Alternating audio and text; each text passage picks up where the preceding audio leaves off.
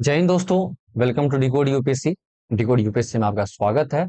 I hope आप सबकी तैयारी अच्छी चली होगी। कुछ टाइम के लिए मैं माफी चाहूंगा। यहाँ से कोशिश करेंगे कंटिन्यू ही रहे, और जो मैंने प्रॉमिस किया है कि लेक्चर्स वो मैं कंप्लीट करवाऊंगा। साथ साथ में PD 365 की सॉरी विजन की जो मंथली मैगजीन की बात मैंने कही है, उस पर भी काम चल रहा है। ठीक है, नाउ हम लोगों ने लास्ट टाइम क्या देखा था? या, ठीक है, हम लोगों ने लास्ट टाइम देखा था money supply, supply of money. Today we are going to see liquidity of asset, liquidity of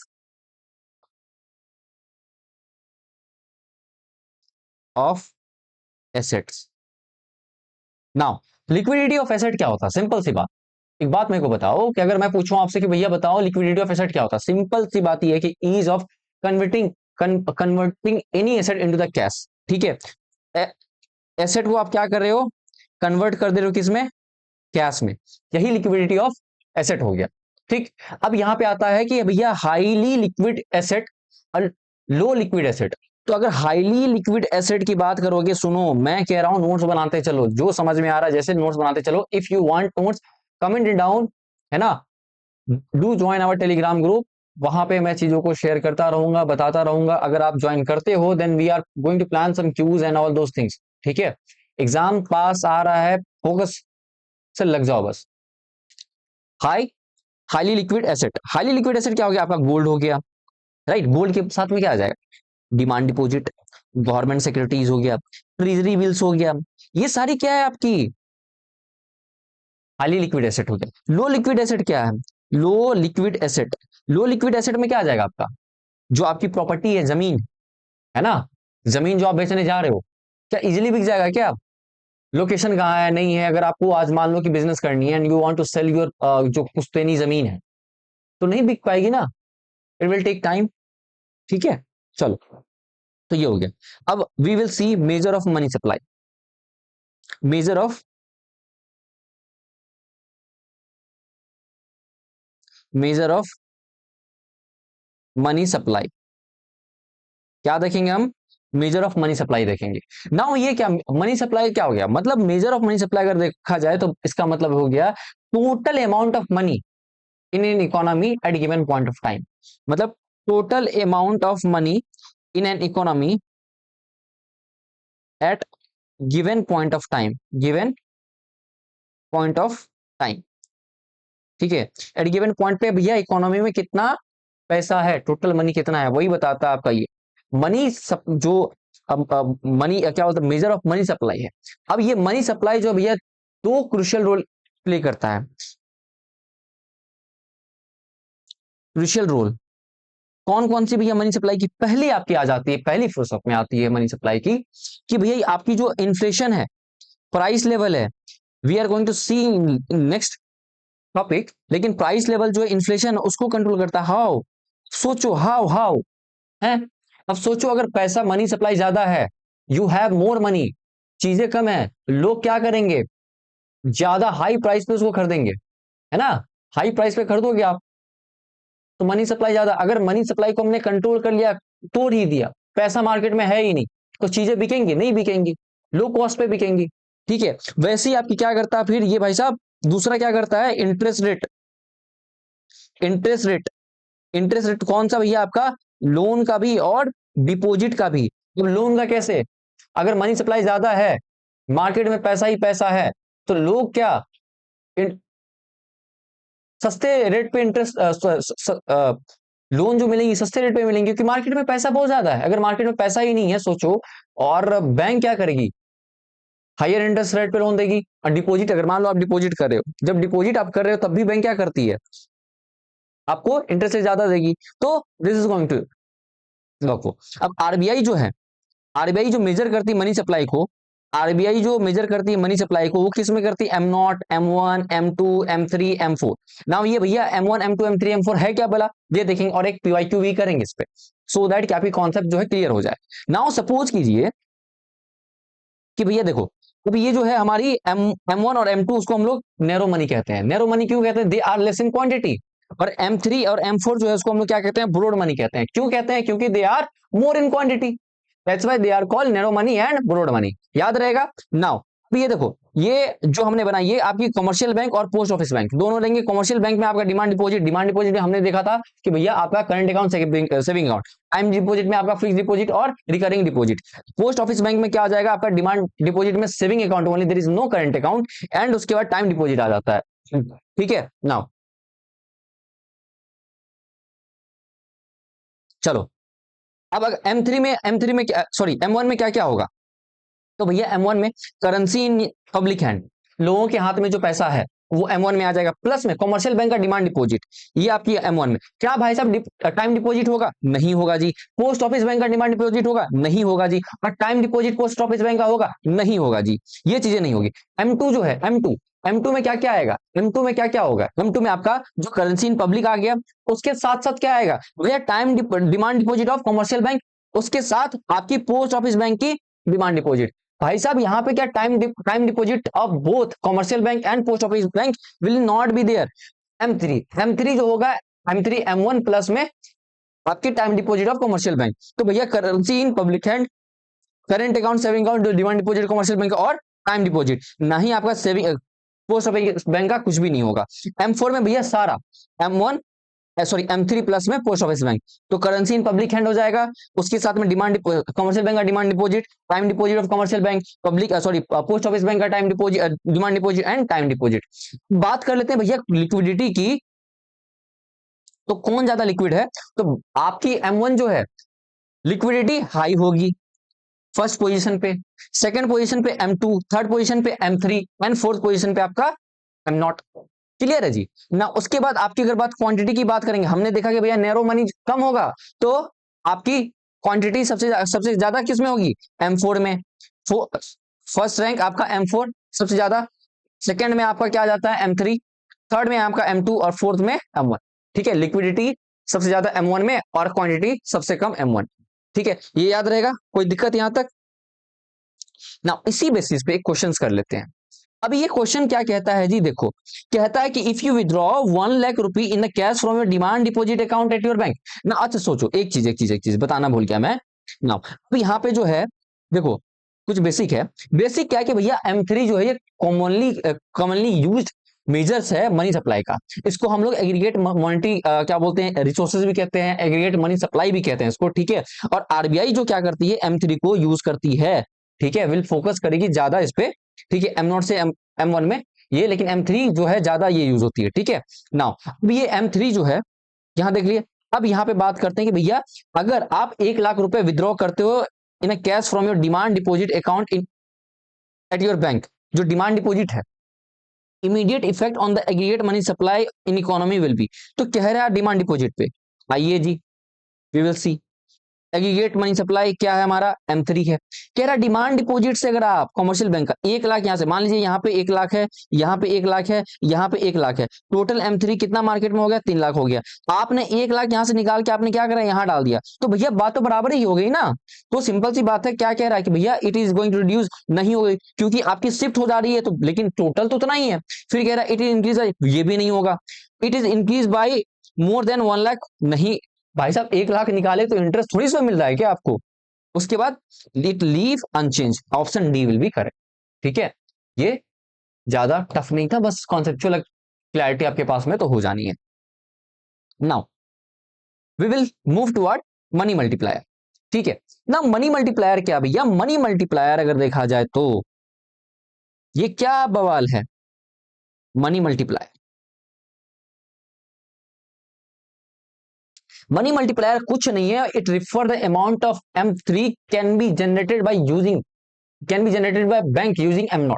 M bank जो है, सपोज कीजिए दिस इज अ बैंक, तो बैंक के पास डिपॉजिट हुआ 100 रुपए। अब ये 100 रुपए से भैया M3 कितना जनरेट कर सकते हैं, M3 हाई पावर्ड मनी हो गया, M0 हो गया, sorry M0 high powered money हो गया 100 रुपीज। अब ये M3 कितना जनरेट कर सकता है 100 रुपए से, ये बैंक का बता रहा मनी मल्टीप्लायर। ठीक है, अगर मान लीजिए अगर मनी मल्टीप्लायर की वैल्यू ज्यादा है, इंक्रीज हुआ, तो आपकी लिक्विडिटी भी इंक्रीज हो जाएगी। अगर मनी मल्टीप्लायर डिक्रीज हुआ तो भैया लिक्विडिटी भी डिक्रीज हो जाएगी, है ना। ये कोरिलेशन है, इसको याद रखेंगे ना। अब हम मनी मल्टीप्लायर को समझते हैं। आरबीआई क्या करती है, ना आरबीआई जो है, आरबीआई क्या करती है, आरबीआई सीआरआर कंट्रोल करती है, ठीक है, क्रेडिट क्रिएशन बाय मतलब कि ऑफ कॉमर्शियल बैंक, ठीक है। इस तरीके से देखो यहां पे क्या है कि देखिए ना, चलो अभी ये high power money am not है। एम नॉट सपोज कीजिए आपके पास में 100 रुपए है। अभी मैंने बताया था कि टेक्निकल इशू हो गया था, टेक्निकल इशू लेक्चर रिकॉर्ड होने के बाद भी लेक्चर रिकॉर्ड नहीं हुआ था। Again I need to, again I am recording this lecture. इस वजह से कुछ चीजें जो है आपको प्री ऑक्यूपाइड मिल जाएगी पीपीटी में, ठीक है। नाउ उसको यूज ही कर लेते हैं, चलो 1 मिनट मेरे को दो आप।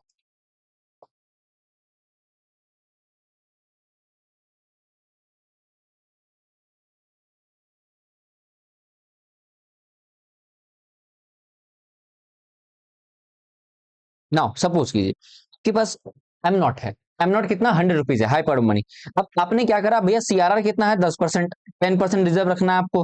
अब आपने डिपॉजिट करा 100 रुपए, अब आपको 10 रुपए आपने रख दिया, आपके पास लोन कितना, 90 रुपए। ये लोन बैंक दूसरे बैंक के पास गई, 90 रुपए ये इसके पास डिपॉजिट हो गया। अब ये क्या करेगा, 10%, 90 रुपीज का 9 रुपए, 9 रुपीज। नाउ 81 लोनिंग हो गया। अब ये 81 ये रखा, ये 10% रख लिया भैया, 8.1। अब 81 में से 8.1 चले गया, कितना बचा, तो भाई साहब 72.9। ठीक है, ऐसे ही सारी बैंक करेगी। जब आप सम करोगे ये टोटल डिपॉजिट का, टोटल सम जो होगा आपका कितना आ जाएगा, 1000 रुपीज। ठीक है, ये टोटल कितना आ गया, 1000 रुपीज। मनी मल्टीप्लायर निकालोगे आप यहाँ पे, when you will find money multiplier,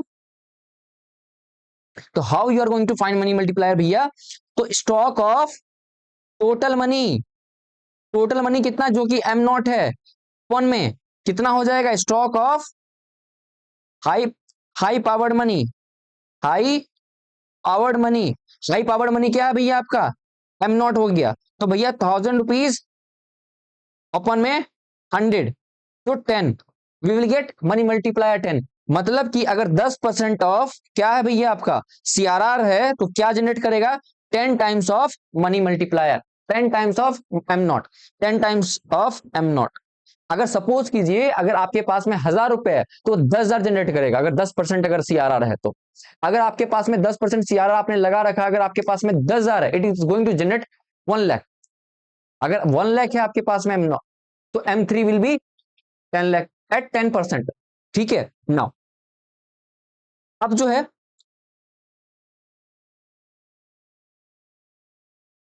money multiplier जो है, money multiplier equal to 1/CRR। ये फॉर्मूला याद रखेंगे, अभी मैं बताता हूं क्या है नहीं है। अब अगर मान लीजिए 4% सीआरआर है, तो थियोरेटिकली ये क्या होगा, 25 टाइम्स जो है ये आपका एम नॉट जनरेट करेगा। हाउ, अब सीआरआर 4% है, सीआरआर मान लीजिए, तो 4/4% हो गया। अगर हम परसेंट 4/100, तो कितना निकाला, 1/25। अब हमको मनी मल्टीप्लायर पता भैया 1/CRR, तो 1/1/25 ये वो चले गया, तो 25 टाइम्स आपका मनी मल्टीप्लायर आ जाएगा। ठीक है, बेसिक सी मैथ थी।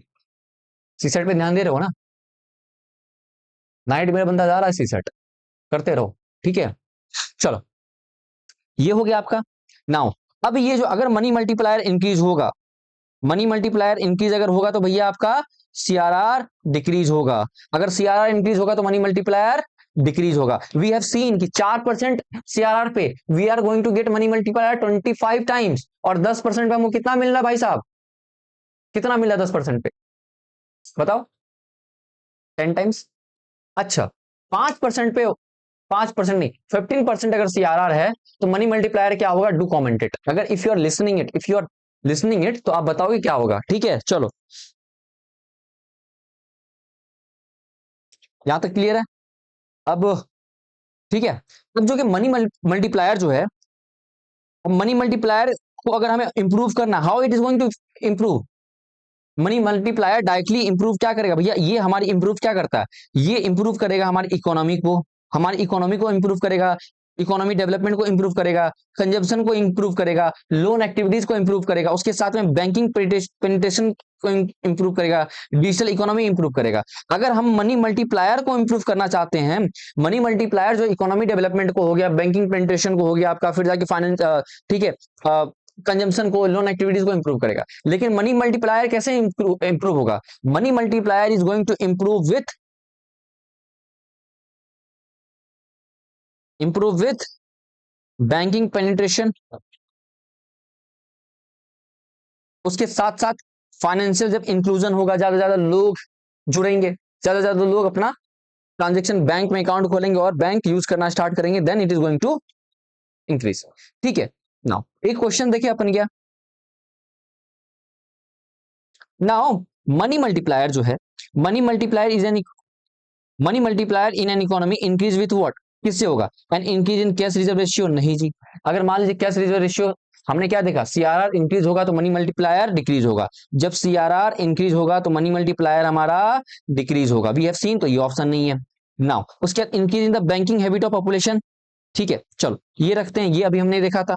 इंक्रीज इन द एसएलआर, नहीं, जब सीआरआर से नहीं हो तो एसएलआर से नहीं होगा, दिस इज नॉट देयर। उसके बाद आपका क्या है, increase in population of country, अगर भैया पॉपुलेशन बढ़ रहा है and that population is not using bank, तो कोई मतलब है क्या? तो हमारी जो है मनी मल्टीप्लायर इफेक्ट नहीं होगी, नहीं बढ़ेगी, इंप्रूव नहीं होगी। तो option B, increase in the banking habit of population. Now we will see currency in circulation, currency इन,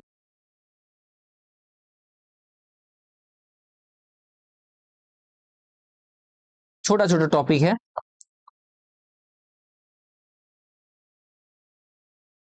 आपको लेक्चर समझ में आ रहा है ना?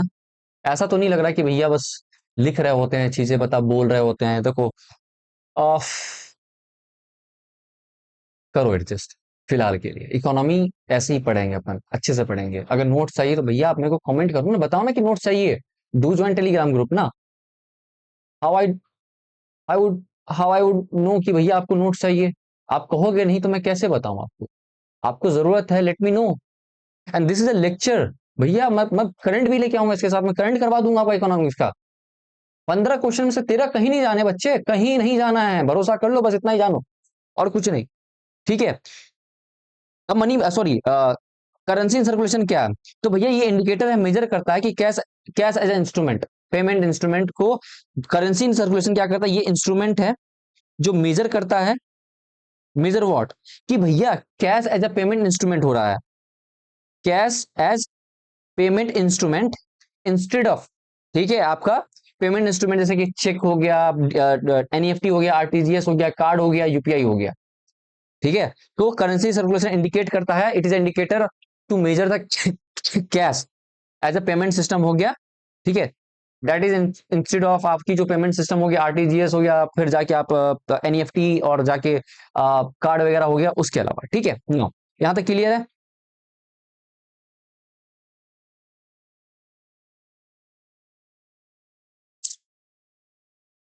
ठीक है जी, now we are going to see velocity of money circulation, velocity of money,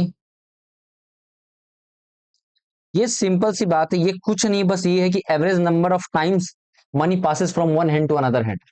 ठीक है, एक हाथ से दूसरे हाथ में कितनी बार गया एवरेज टाइम्स, ठीक है वही देख रहे हैं, एवरेज नंबर ऑफ टाइम्स की भैया मनी जो है, ये 10 रुपए का नोट जो है एक हाथ से कितने हाथ में गया। आप सपोज कीजिए आप गए 10 रुपए का पेन लिए, आपने वो पेन क्या, पेन वाले ने 10 रुपए क्या किया कि चाय पी लिया, वो चाय वाले ने क्या किया, 10 रुपए का पान खा लिया, वो पान वाले ने क्या किया, 10 रुपए का समोसा खा लिया।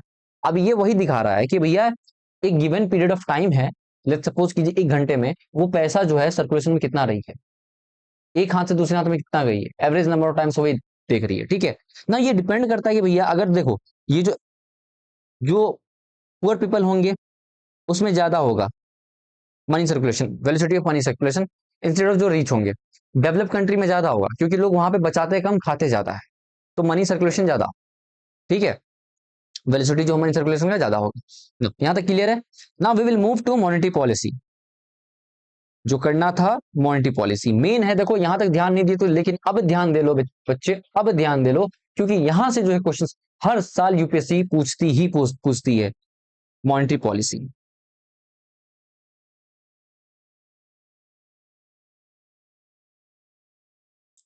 Monetary policy. अब भैया मेन ऑब्जेक्टिव जो है मॉनेटरी पॉलिसी का क्या है? मेन ऑब्जेक्टिव मॉनेटरी पॉलिसी का,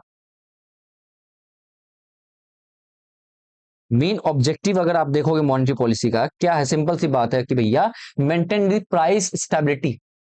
ठीक है, क्या करेगा? मेंटेन प्राइस स्टेबिलिटी, मतलब इन्फ्लेशन को कंट्रोल रखना है भैया। ये समझ लो कि इन्फ्लेशन को कंट्रोल रखना है। उसके बाद में maintain the inflation and the objective of growth. दूसरे साथ क्या कि भैया ग्रोथ की जो ऑब्जेक्टिव है उसको भी देखना है ना। ठीक है, नाउ अब देखिए आरबीआई है, मॉनिटरी आरबीआई है। आरबीआई क्या करेगी? कंट्रोल करे कर, आरबीआई को कंट्रोल करना इन्फ्लेशन। इन्फ्लेशन का टारगेट कितना है भाई साहब? 2 से 6%। ठीक है, मतलब कि 4% ±2%। आरबीआई को कंट्रोल करना। अभी आरबीआई इन्फ्लेशन कंट्रोल कैसे करेगी? मनी सप्लाई कंट्रोल करके,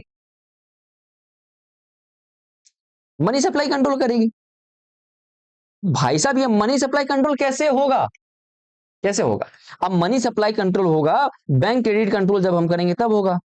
बैंक क्रेडिट कंट्रोल जब होगा तब होगा। तो भैया ये बैंक क्रेडिट कंट्रोल कैसे होगा? Using credit controller, using credit controller. ठीक है ना। तो भैया क्रेडिट कंट्रोलर से हम क्या करेंगे? बैंक क्रेडिट कंट्रोल करेंगे। जब बैंक क्रेडिट कंट्रोल होगा फिर क्या होगा? मनी सप्लाई कंट्रोल होगा। मनी सप्लाई कंट्रोल होगा तो इन्फ्लेशन कंट्रोल होगा। और ये सबको कौन देख रेख करेगा, कौन कंट्रोल करेगा? भैया हमारे RBI. Who is the governor of RBI? बताओ, इकोनॉमिक्स पढ़ने आए हो ना, आरबीआई के गवर्नर कौन है? ये दो क्वेश्चंस मैंने आज पूछे हैं, देखता हूं कितने कॉन्शियस हो आप लोग ना। अब मॉनेटरी पॉलिसी फ्रेमवर्क क्या है कि भैया गवर्नमेंट का क्या है टारगेट की देखो आरबीआई के साथ में कंसल्ट करेगी। आरबीआई को कहेगी कि भाई साहब आप जो है 2 से 6% आपने क्या करना है? रखनी है, जो कि 5 साल के लिए ये टारगेट रहता है, जो कि इन्फ्लेशन रेट अंडर आपकी सीपीआई वगैरह कंबाइन वगैरह करके हम ये करते हैं, जो तब देखेंगे तब की तब देखेंगे। ठीक है, नाउ अब भैया हम देखेंगे क्रेडिट कंट्रोलर। ठीक है, क्या देखेंगे? Credit controller.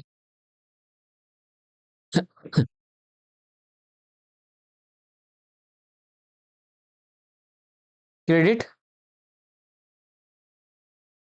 कंट्रोलर। भैया क्वांटिटेटिव हो गया,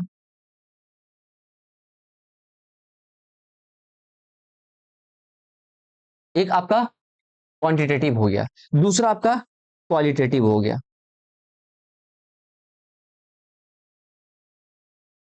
ठीक है,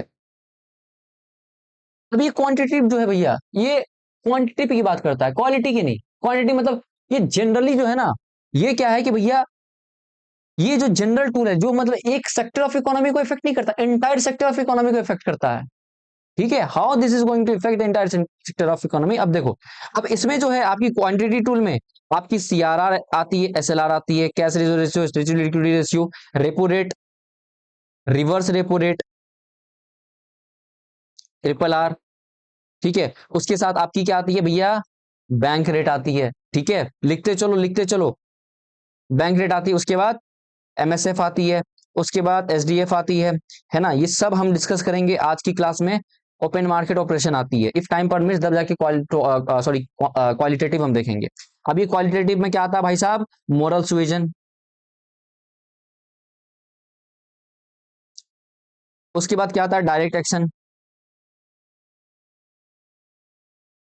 उसके साथ मार्जिन, जो आपकी मार्जिन रिक्वायरमेंट हो गई। ठीक है, पीएसएल हो गया। ठीक है, ये सारी चीजें आएंगी जो हम आज आज if time permits then we are going to discuss, but ये जो क्वालिटेटिव है today we will discuss this one. ठीक है ना, यहां तक कोई दिक्कत?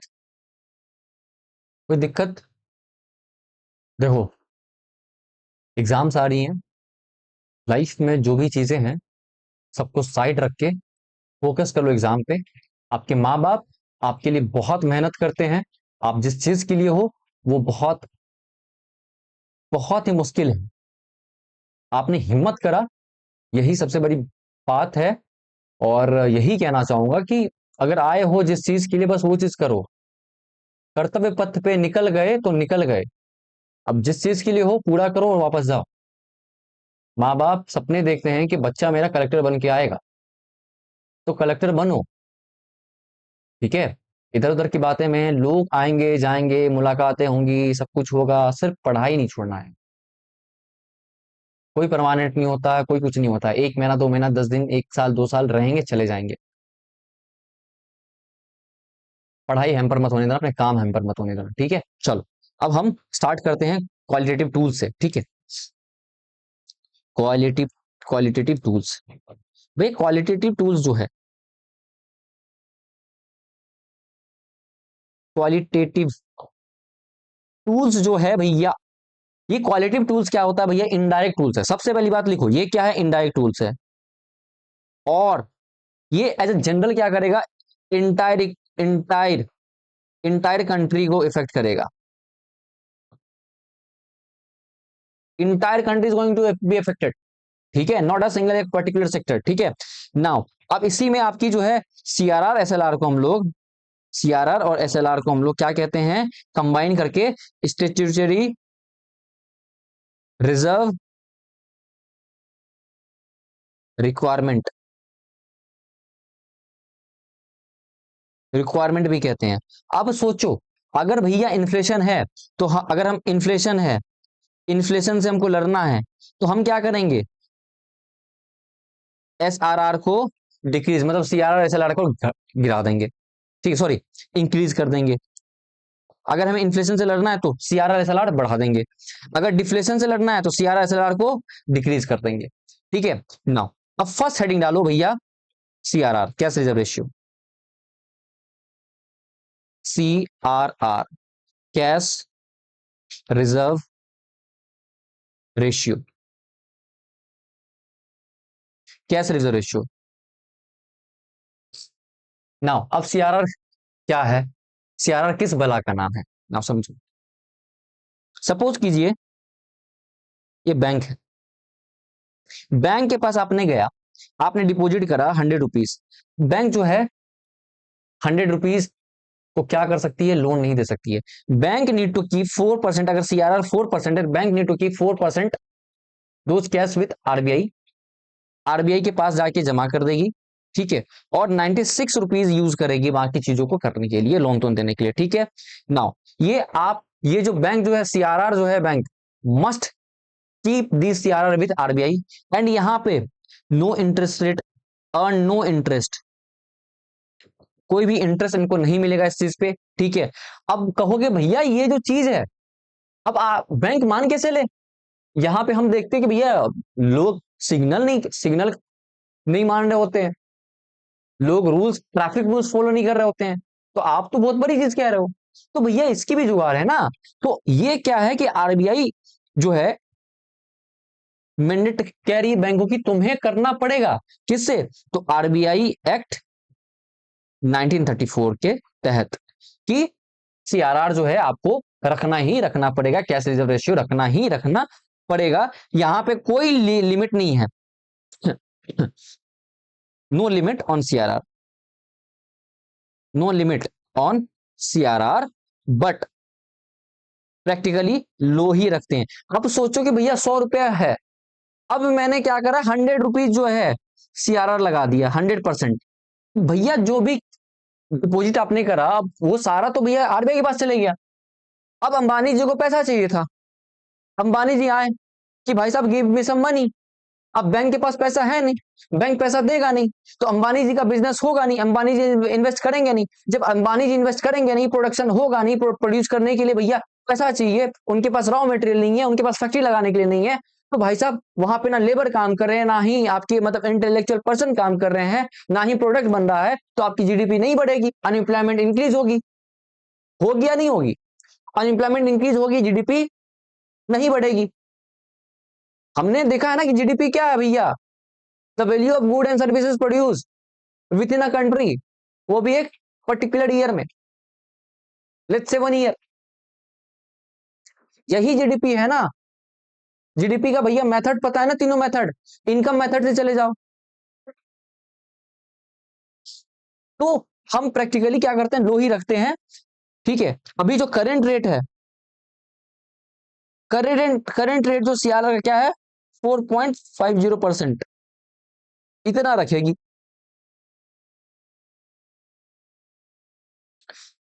अब हम एसएलआर देखेंगे। एसएलआर, एसएलआर क्या है भैया? Statutory liquidity ratio. Now suppose कीजिए बैंक है, बैंक को क्या करना पड़ेगा भैया? जो भी पैसा आ रहा है उसमें से कुछ परसेंटेज जो है, जो भी आरबीआई बोली कि भैया लेट्स सपोज कि 18%, तो बैंक को क्या करना पड़ेगा? 18% एज अ लिक्विड एसेट रखना पड़ेगा। लिक्विड एसेट रखना पड़ेगा as a gold, cash, government securities, treasury bills, etc है ना? ये एज अ आपको क्या रखना पड़ेगा भाई साहब? लिक्विड एसेट के फॉर्म में एज अ रिजर्व रखना पड़ेगा। ठीक है, नाउ यहां पे जो है some profit will be there,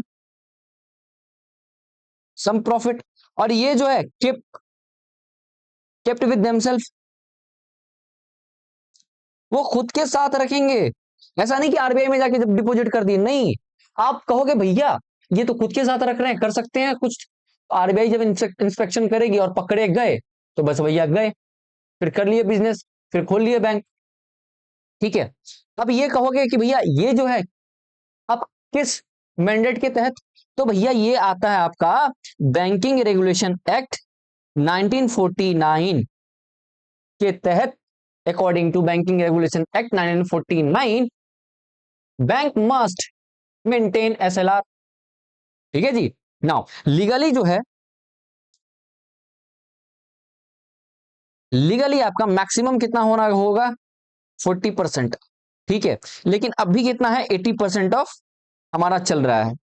हर एक बैंक को सीआरआर एसएलआर रखनी पड़ती है। आरबीआई जो है चाहेगी कि भैया अलग नॉर्म्स लेके आ जाए, किसके लिए भैया? तो आपका रूरल रीजनल बैंक्स के लिए या कोऑपरेटिव बैंक्स के लिए, इन सब के लिए सीआरआर एसएलआर के लिए अलग मैंडेट लेके आएगी, बट रखना सबको है। यहां तक क्लियर? कोई दिक्कत ना? अब सीआरआर एसएलआर जो है इसकी दो इंपॉर्टेंट फंक्शन है। Now we will see CRR SLR crucial function. पहला भैया क्या हो जाएगा कि हमारी जो सीआरआर है असिस्ट करती है in what? Assist in money multiplier effect. We have seen in ना लास्ट स्लाइड कि मनी मल्टीप्लायर कैसे बढ़ रहा है। ठीक है ना, उसके बाद हम देखेंगे सीआरआर एसएलआर जो है ये क्या करता है? Provide a buffer during bank run. ये बफर प्रोवाइड करता है, बफर। तो भैया सोचो ना कि अफवाह फैल गया कि एक्स वाई जेड फलाना बैंक, ठीक है, वो दिवालिया होने वाली है, लोग भाग के आ जाएंगे आपके पास में, आपकी बैंक। अब आपके पास में कुछ है, आपने आरबीआई के साथ में रख रखा था सीआरआर, आपके पास में रिजर्व रख रखा था, आपने हाईली लिक्विड एसेट रख रखा था, आपने तुरंत लिया, तुरंत बैंक को बेचा और उसके बाद बस लो जी, आप क्या किए? कुछ लोगों को दे दिए पैसा, लो भैया अपना पैसा ले लो। ऐसा नहीं है कुछ, अब ऐसा तो है नहीं कि पूरा ही आप दे दोगे, कुछ ही अमाउंट दोगे, बट माहौल ठंडा गया, भीड़ शांत हो गई, है ना? तो बफर करता है। और भैया आरबीआई जो है सीआरआर को, एसएलआर को यूज करती है, कर सकती है इन्फ्लेशन कंट्रोल करने में, लेकिन आरबीआई जो है प्राइमरीली रिलाई करती है किस पे? रेपो रेट पे। ठीक है, नाउ अब जो हम देखेंगे इंक्रीमेंटल सीआरआर देखेंगे। इंक्रीमेंटल सीआरआर इसलिए बोल रहा हूं कि भैया न्यूज में था। इंक्रीमेंटल सीआरआर में जो है भैया आपका सबसे पहले नेट इंटरेस्ट मार्जिन। अब ये क्या है? नेट इंटरेस्ट मार्जिन समझो कि जो आपने, जो लोन इंटरेस्ट है, लोन इंटरेस्ट माइनस में, ठीक है, डिपॉजिट इंटरेस्ट। अच्छा, आप डिपॉजिट किए 1 लाख रुपए, ठीक है, आपको 5% के इंटरेस्ट रेट पे मिला आपको। मैं गया बैंक, मुझे बैंक ने 12% इंटरेस्ट रेट दिया। ठीक है, तो अगर जब हम लोन इंटरेस्ट रेट और जाके माइनस कर देंगे डिपॉजिट इंटरेस्ट रेट, हमें निकल जाएगा नेट इंटरेस्ट मार्जिन निकल जाएगा। मतलब ये हो गया 7%। नेट इंटरेस्ट मार्जिन क्यों बैंक रखती है? सो दैट कि they can run their business, है ना, एम्प्लॉय को सैलरी दे सके, अपनी चीजों को मेंटेन कर सके, अब खुद को सैलरी दे सके, बिजनेस कर रहा भैया उसको भी पैसे कमाने हैं, ये सारी चीजें हैं। जिनको वो देख रेख करता है। नाउ भी एक हेल्दी इकोनॉमी होने के लिए जो हमारी नेट इंटरेस्ट मार्जिन है वो लेस देन 5 पर, ठीक है, लेस देन 5% होनी चाहिए। अगर लेस देन 5% है तो गुड फॉर आवर इकोनॉमी, है ना, गुड फॉर फाइनेंशियल स्टेबिलिटी। अगर भैया हमारी net interest margin greater than 5% है, this is greedy, then bank is greedy bank. वो क्या कर रही है, खुद को ये कर रही है भैया, निगेटिव का क्या होगा, निगेटिव जो है ना प्रभाव पड़ेगा, निगेटिव चीजें होंगी हमारी फाइनेंशियल सेक्टर पे, स्टेबिलिटी पे, ठीक है ना। अब आ जाता है लिक्विडिटी ओवरहैंग।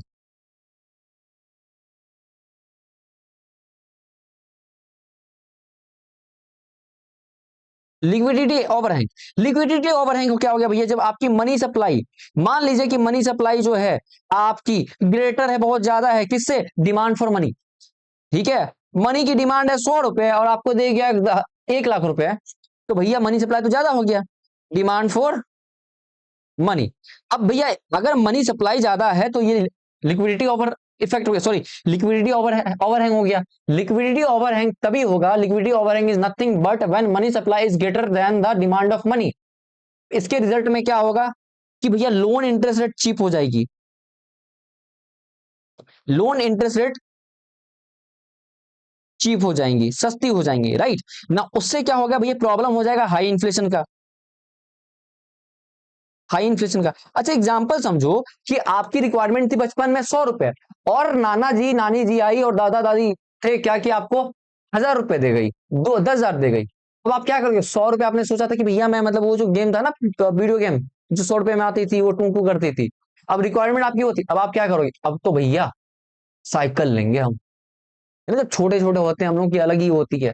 अब 10,000 रुपए हो गया, अब आप क्या, हो गया ना, अब वो वही, अब इकोनॉमी में समझो, मनी सप्लाई ज्यादा है, इंटरेस्ट रेट कम है, चीप में मिल रहा है, अब सबको आईफोन चाहिए, तो आईफोन की रेट बढ़ेगी, ठीक है, जाहिर सी बात है। तो क्या हो जाएगा भैया, लोग ज्यादा शॉपिंग करेंगे, ठीक है, इन्फ्लेशन आया, अब people do more shopping, shopping ज्यादा होगी, जब शॉपिंग ज्यादा होगी भैया तो क्या होगा, डिमांड बढ़ेगा, डिमांड बढ़ेगा तो इन्फ्लेशन बढ़ेगा, इन्फ्लेशन बढ़ेगा, इन्फ्लेशन प्रॉब्लम, चीजें होने लग जाएगी, ठीक है। नाउ यहां तक क्लियर है ना। होता क्या है कि भैया अभी हम लोगों ने देखा कि अब जो 2000 की नोट थी, आफ्टर विड्रॉल ऑफ 2000 नोट, 2000 की जो नोट थी हमने विड्रॉ किया, तो 87% पीपल क्या किए कि भैया जाके ना डिपॉजिट कर दिए, ठीक है, वो बैंक में जाके बस डिपॉजिट कर दिए, they just went and deposited it, जाके वो क्या किया, डिपॉजिट कर दी, कितनी भैया, बस डिपॉजिट कर दी। कि होता है ना कि एक्सचेंज करवा लिए, 500 के नोट पे 200 के नोट पे 100 के नोट दे दो भैया, नहीं, लो भैया डिपॉजिट कर लो, भैया इनके पास में पैसा ज्यादा हो गया, अब ये सारी जो हो गई, तो ये प्रॉब्लम क्रिएट करता है लिक्विडिटी ओवरहैंग का, लिक्विडिटी ओवरहैंग का प्रॉब्लम क्रिएट किया, जिसकी वजह से हमने सोल्यूशन में क्या लेके आया, तो incremental, incremental CRR, cash reserve ratio.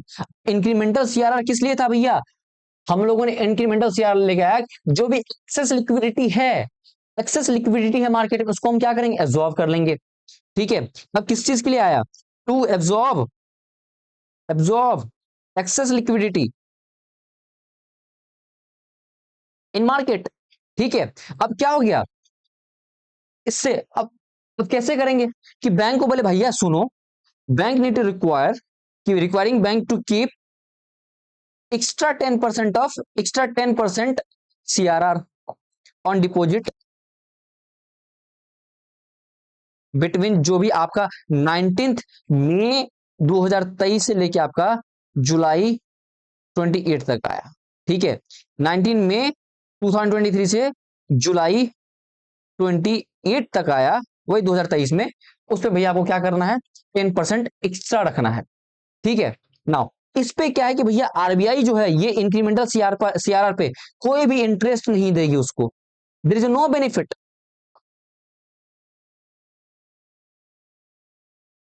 ठीक है, कोई भी इंटरेस्ट रेट पे नहीं करना है उसको, क्लियर है। किस लिए है कि भैया 2000 का नोट्स को रिजर्व कर ले, लिक्विडिटी ओवरहैंग से बच जाए, इसी चीज के लिए था।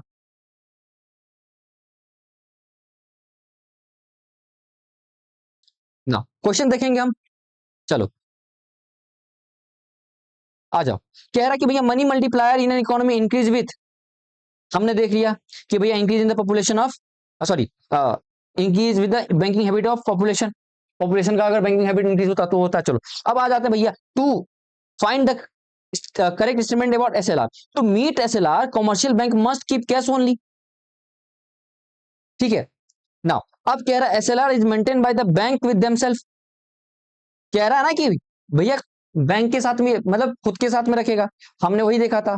तो SLR restrict the bank leverage the pumping more money into the economy, सही है जी, कि रेस्ट्रिक्ट कर रहा है, ये देखो रेस्ट्रिक्ट कर रहा है कि भैया पंप करने से, अगर हमने 40% मैक्सिमम है, अगर मेरे पास में सोचो 18% और हमने 30% रख दिया, तो भैया 70% ही मेरे पास है ना कि जो मैं लोन दे सकता हूं, राइट। तो इट रेस्ट्रिक्ट कि भैया पंप नहीं करो पैसे मार्केट में। और यहां देखो एक चीज मैं बताऊंगा, जब भी ओनली आ जाता है तो जनरली गलत ही होता है, लॉजिक से जाएंगे तो। To meet SLR commercial bank must keep cash only, नहीं, आप गवर्नमेंट सेक्रेटरी भी रख सकते हो, वो सेट की आप नहीं रख सकते, ठीक है। Now when RBI reduce SLR by 50 basic basis point which is likely to happen, क्या होगा, ये 2015 का क्वेश्चन यूपीएससी का। India GDP growth increase drastically, अब ड्रास्टिकली शब्द जहां भी होगा, ड्रास्टिकली इंक्रीज डिक्रीज ये जनरली गलत होता है ना। Foreign institutional investor may bring, may है तो चलो ठीक chances, may bring more capital into our economy our country. चलो शेड्यूल कमर्शियल बैंक में कट देयर लेंडिंग रेट, हाँ जी ये हो सकता है, लेकिन it may drastically reduce the liquidity of banking system, ऐसे कैसे, जब भी ड्रास्टिकली इंक्रीज डिक्रीज आएगा तो आप मार्क करो उसको गलत 100% लेके। फॉरेन इंस्टीट्यूशनल इन्वेस्टर, भैया सीआरआ एसएलआर से क्या मतलब है इन्वेस्टर का, राइट, तो ये गलत हो गया, ये हमारा schedule commercial bank may cut their landing rates, ठीक है जी। नाउ अब कह रहा है कि भैया अगर CRR is lowered by RBI, अगर सीआरआर आरबीआई कम कर देता है तो supply of money in economy will क्या हो जाएगा, सीआरआर कम हुआ तो भैया ज्यादा पैसा, ठीक है, तो रिमेन अनचेंज नहीं होगा, डिक्रीज भी नहीं होगा, इंक्रीज होगा, ठीक है। मनी सप्लाई इकोनॉमी में इंक्रीज होगा। पहले क्या था, सीआरआर मान लीजिए 5% है, 100 रुपए में से 95 रुपए ही अब सरकार दे, सॉरी बैंक दे सकती थी लोन, अब आपके पास में क्या है कि 2% है CRR, now you have 98 rupees to give extra 3 rupees, तो मार्केट में आपकी मनी सप्लाई इंक्रीज होगी। Now the bank is required to maintain the certain ratio between cash in hand, कह रहा है कि भैया बैंक क्या, bank is required to maintain certain ratio between their cash in hand and total asset, इसको हम क्या कहते हैं, सीआरआर ही कहते हैं, ठीक है। नाउ अब जाके सीबीआर तो कुछ होता नहीं, एसबीआर कुछ होता नहीं, एसएलआर में हमने क्या देखा था कि भैया क्या जो हमें कुछ लिक्विडिटी एसेट में रखनी है, ठीक है, उसमें रखनी है, ठीक है। If cash reserve is lowered by RBI, ठीक है, ये तो हमने देख लिया, ठीक है। चलो थैंक यू सो मच, ठीक है, रेगुलर लेक्चर रहेगा। अब कल जो है मॉनेटरी पॉलिसी में हम लोग repo rate reverse repo rate जहां तक हो सके उसको कंप्लीट करने की कोशिश करेंगे। Thank you so much.